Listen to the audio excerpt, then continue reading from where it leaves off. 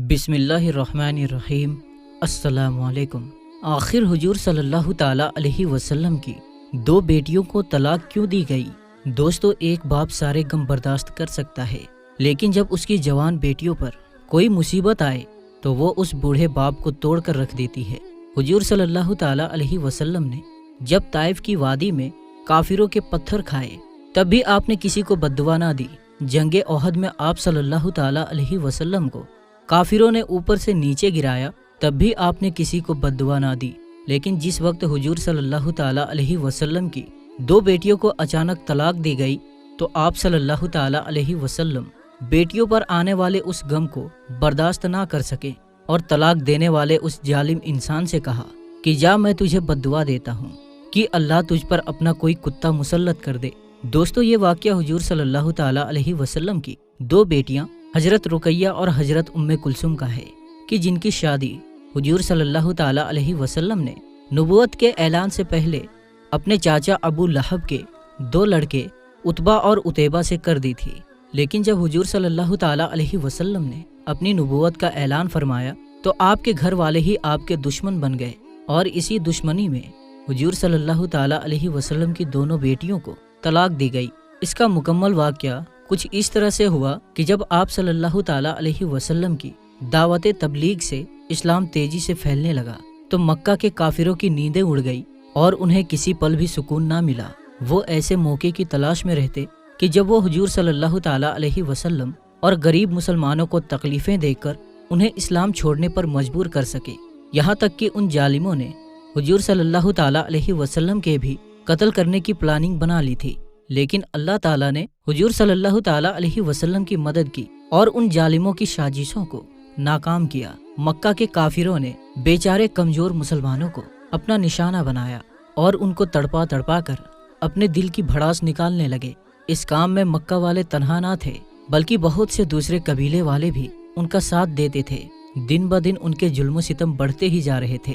ان میں سے کچھ ایسے بھی بے رحم تھے کہ جن کے سینوں میں دل نہیں بلکہ پتھر کے ٹکڑے تھے۔ ان لوگوں نے بے بس مسلمانوں کو قید کر کے بہت مارا پیٹا، انہیں بھوکا پیاسا رکھا، مکہ کی تپتی ریت پر لٹا کر لوہے کی گرم سلاخوں سے داغا۔ انہی بے بس مسلمانوں میں حضرت عمار بن یاسر تھے کہ جن کو مکہ کے ظالم لوہے کی جرہیں پہنا کر دھوپ میں لٹا دیتے اور اس تپتی زمین پر انہیں اتنا مارتے کہ وہ بے ہوش ہو جاتے۔ انہی کمزور مسلمانوں میں حضرت خباب بن ارت رضی اللہ تعالی عنہ بھی تھے کہ جن کے سر کو لوہے کی گرم سلاخوں سے داغا جاتا۔ ایک دن تو ظالموں نے حد کر دی کہ کوئلہ دہکا کر اس پر حضرت خباب کو چیت لٹا دیا، یہاں تک کہ وہ کوئلہ ان کے خون سے ٹھنڈا پڑا۔ انہی مظلوم مسلمانوں میں حضرت بلال حبشی رضی اللہ تعالی عنہ بھی تھے کہ جو امیہ بن خلف کے غلام تھے۔ جب حضرت بلال نے اسلام قبول کیا تو ان کے مالک نے ان کا کھانا پینا بند کر دیا، اور پھر جب حضرت بلال بھوک پیاس سے بے حال ہو جاتے تو ٹھیک دوپہر کے وقت جو ظالم حضرت بلال پر گرم تپتی چٹان رکھ کر انہیں دھوپ میں لٹا دیتا تاکہ وہ اسلام کو چھوڑ دے، لیکن حضرت بلال رضی اللہ تعالی عنہ ان سبھی تکلیفوں کو برداشت کرتے اور اپنی زبان سے صرف ایک ہی لفظ کہتے کہ میرا اللہ صرف ایک ہے، اس کے علاوہ کوئی دنیا کا مالک نہیں۔ حضور صلی اللہ تعالی علیہ وسلم جب بھی حضرت بلال کے پاس سے گزرتے تو ان کی تکلیفیں دیکھ کر آپ صلی اللہ تعالی علیہ وسلم کی آنکھوں میں آنسو بھر آتے اور پھر حضرت بلال سے فرماتے کہ اے بلال، صبر کرنا، اللہ تمہیں اس کا بہتر بدلہ عطا فرمائے گا۔ بات یہاں تک نہ تھمی، بلکہ ایک دن آپ صلی اللہ تعالی علیہ وسلم کی دو بہت چہیتی بیٹیاں حضرت رقیہ اور حضرت ام کلثوم کو بھی اچانک طلاق دے دی گئی تاکہ آپ صلی اللہ تعالی علیہ وسلم پوری طرح ٹوٹ جائیں اور اسلام کی دعوت دینا چھوڑ دیں، کیونکہ جب حضور صلی اللہ تعالی علیہ وسلم نے کھلے طور پر اپنے نبی ہونے کا اعلان فرمایا تو ابو لہب نے حضور صلی اللہ تعالی علیہ وسلم کو گالیاں دینا شروع کر دی اور کہنے لگا کہ اے محمد، تیرا برا ہو۔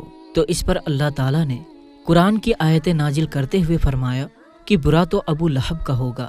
رقیہ اور ام کلثوم آپ صلی اللہ تعالی علیہ وسلم کی بیچ کی دو بیٹیاں تھیں۔ یہ ابو لہب کے دو بیٹوں عتبہ اور عتیبہ کے ساتھ نکاح کے رشتے میں تھی، اور وہ دونوں لڑکے اپنے باپ ابو لہب کی طرح بے رحم انسان تھے اور اسلام کے کٹر دشمن تھے۔ حضور صلی اللہ تعالی علیہ وسلم کی ان دونوں بیٹیوں کا نکاح تو ابو لہب کے لڑکوں سے ہو گیا، लेकिन अभी तक रुखसती नहीं हुई थी। चुनांचे एक जमाने तक अबू लहब के इन दोनों लड़कों ने हुजूर सल्लल्लाहु ताला अलैहि वसल्लम की लड़कियों के नाक में दम किए रखा और कड़वी कड़वी बातों से उनके दिल छेदते रहे। लेकिन बदनसीब अबू लहब को इससे भी सुकून ना मिला और आखिर एक दिन अपने लड़कों से कहने लगा कि अगर तुम मोहम्मद की लड़कियों को तलाक नहीं दोगे तो तुम पर मेरा घर हराम है। बाप के हुक्म पर ये दोनों लड़के हुजूर सल्लल्लाहु ताला अलैहि वसल्लम के पास पहुँचे। उस वक्त आप सल्लल्लाहु ताला अलैहि वसल्लम काबा शरीफ के पास बैठे हुए थे कि अचानक पीछे से जाकर इन दोनों लड़कों ने हुजूर सल्लल्लाहु ताला अलैहि वसल्लम को धक्का दिया और फिर एक ने आप सल्लल्लाहु ताला अलैहि वसल्लम का गिरेबान पकड़कर इतनी जोर से घसीटा कि आप सल्लल्लाहु ताला अलैहि वसल्लम का गिरेबान भी फट गया। और फिर उतबा खींचते हुए कहने लगा कि ए मोहम्मद, जा आज से हम दोनों ने तेरी दोनों लड़कियों को तलाक दी। जिस वक्त उन जालिमों ने हुजूर सल्लल्लाहु ताला अलैहि वसल्लम की बेटियों को तलाक दी तो आप सल्लल्लाहु ताला अलैहि वसल्लम का दिल टूट कर रह गया।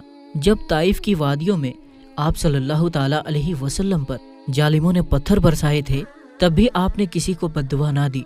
जब जंगे ओहद के मौके पर आप सल्लल्लाहु ताला अलैहि वसल्लम ऊपर से नीचे गिरे तब भी आपने किसी को बद्दुआ ना दी।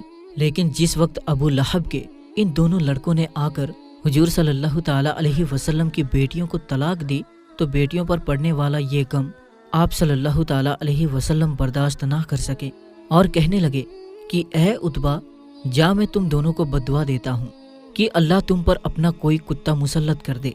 और फिर हुजूर सल्लल्लाहु ताला अलैहि वसल्लम की बद्दुआ का असर ऐसा हुआ कि एक रोज अबू लहब का यही लड़का एक काफिले के साथ शाम शहर की तरफ तिजारत के लिए जा रहा था तो रात में एक जगह अचानक शेर आ गया।